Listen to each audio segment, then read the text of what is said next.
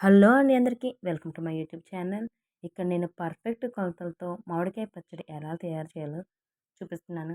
వచ్చేసేయండి, చూసేయండి. నచ్చితే మీరు ట్రై చేసేయండి. ముందుగా మనకు కావాల్సినన్ని మామిడికాయ పచ్చడికి కావాల్సిన పొడులన్నీ రెడీ చేసి పెట్టుకున్నాను. ఉప్పును బాగా ఎండపెట్టుకొని మిక్సీ చేసి పక్కన పెట్టుకోవాలి. తర్వాత మెంతులు అలానే పొడి చేసి పక్కన పెట్టేసుకోవాలి. ఆవాలు పొడి చేసుకోవాలి. ఇక్కడ గిద్ద కనబడుతుంది చూసారా? అలా ఆవాలు, కారము, వెల్లుల్లిపాయలు ఒలుచుకొని పక్కన పెట్టుకొని అన్నీ రెడీగా పెట్టేసేసుకొని వన్ బై వన్ మిక్స్ చేసుకోవాలన్నమాట.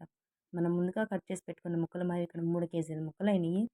కేజీకి గిద్ద కారం, ఇందాక కారం వేస్తున్న గిద్ద చూసారు కదా! ఆ గిద్దతో గిద్ద కారం, గిద్ద ఉప్పు కేజీకి అలాగా. ఇక్కడ మేము 3 కేజీలు కాబట్టి 3 గిద్దల కారం, 3 గిద్దల ఉప్పు తీసుకున్నాము.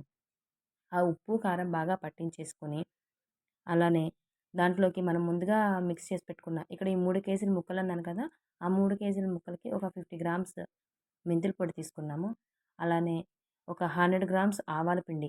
ఆవాల పిండి ఎక్కువగా తీసుకున్నా కొంచెం పర్లేదు కానీ మెంతుల పిండి మాత్రం కొంచెం తక్కువగానే తీసుకోవాలి. ఎందుకంటే చేదొచ్చేస్తుంది కదా! మరి చేదుగా అనిపిస్తుంది.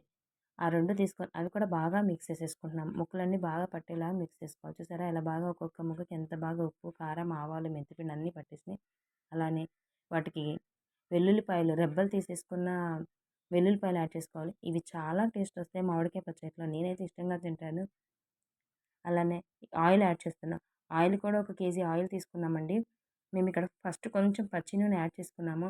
అలానే ఇంకో పక్కన ఒక గిన్నె పెట్టేసేసుకొని ఒక పావు ఈ నూనె యాడ్ చేసుకొని మిగిలిన ముప్పావు భాగం నూనెని వేడి చేసుకొని దాంట్లో కొంచెం ఆవాలు, 2 ఎండుమిరపకాయలు వేసుకొని బాగా కాచి పక్కన ఉంచేసుకొని అవి కంప్లీట్‌గా కూల్ అయిపోవాలండి.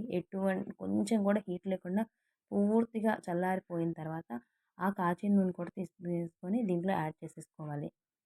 ఇప్పుడు ఫస్ట్ కొంచెం పచ్చి నూనె వేసుకున్నాం కదా! దాన్ని కూడా అలా మిక్స్ చేస్తున్నాము. ఇక్కడ మాకు కొంచెం గిన్నె ఇరుకుగా అనిపించింది. మా దగ్గర లేవు ఇంక అంతకన్నా పెద్దవి. అందుకని దాంతోనే అడ్జస్ట్ అయ్యాము. కలపడానికి కొంచెం ఇబ్బందిగా అనిపించినా ఫైనల్‌గా పచ్చడి మాత్రం చాలా వచ్చింది. చూసారా? ఆ పచ్చి నూనె తర్వాత మేము కాచిన చల్లార్చిన నూనె కూడా యాడ్ చేసుకున్నాము. ఇవి ఇలా ఇప్పుడేమో ఈ లెవెల్‌కొచ్చినాయి. నెక్స్ట్ బాగా మాగిన తర్వాత నూనె ఫుల్‌గా పైకి తేలింది. Thank you so much for watching. Please like, share and subscribe my YouTube channel.